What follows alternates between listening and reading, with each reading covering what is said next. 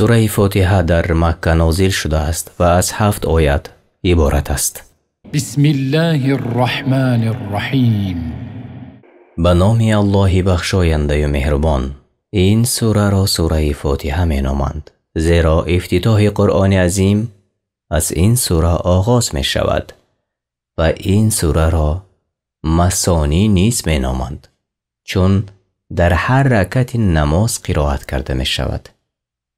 این سوره دارای نام‌های دیگر هم هست، یعنی ابتدا می کنم خواندن قرآن را به نام الله و با مدد او.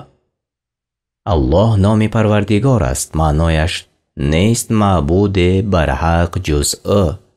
این نام از خاص‌ترین نام‌های الله است و این نام را به غیر از او نام گذاریده نمی شود.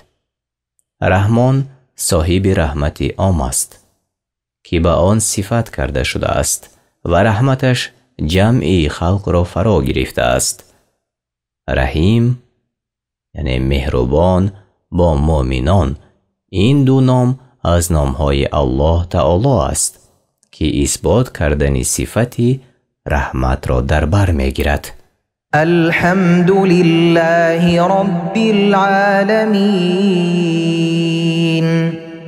ستایش الله را که پروردگار جهانیان است، یعنی حمد و ثنا بر الله بزرگ به صفتهای کمالش و به نعمتهای آشکار و پنهانیش، دینی و دنیویش. مضمون این آیت به امر دلالت می کند تا او را بندگانش حمد بگویند. تنها او سزاوار عبادت است، زیرا او آفریدگار خلق، قایم به امور آنها، با نعمتهایش تربیتگری جمع خلقش است و تربیتگری دوستانش است به ایمان و عمل صالح. الرحمن الرحیم. بخشنده مهربان.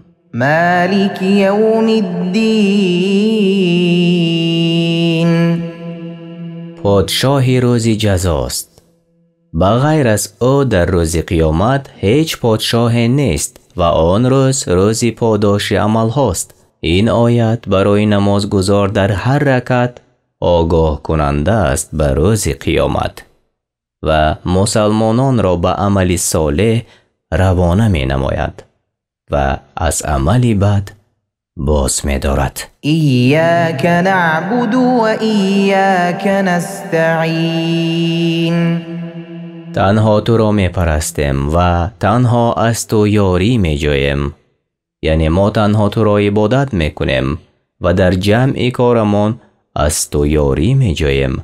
تمام امر از آن توست، هیچ کس مقداری ذره از آن صاحب شده نمی تواند. این آیت دلیل است که بنده نمی تواند چیزی را از نوعهای عبادت برای غیر الله صرف نماید، به مانند دعا، مدد جستن، ذبح و طواف. و این آیت نیز شفای دل هاست از بیماری های خودنمایی و خودپسندی. اهدنا الصراط المستقیم.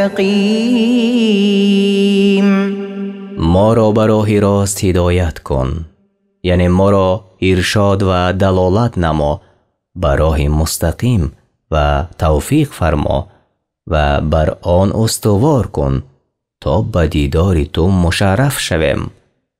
و آن راه اسلام است، راهی است که بنده را به رضایت الله و جنتش میبرد. بنده سعادتمند نمی شود تا مادامی که در این راه مستقیم نباشد. صراط الذین انعمت علیهم غیر المغضوب علیهم ولا الضالین.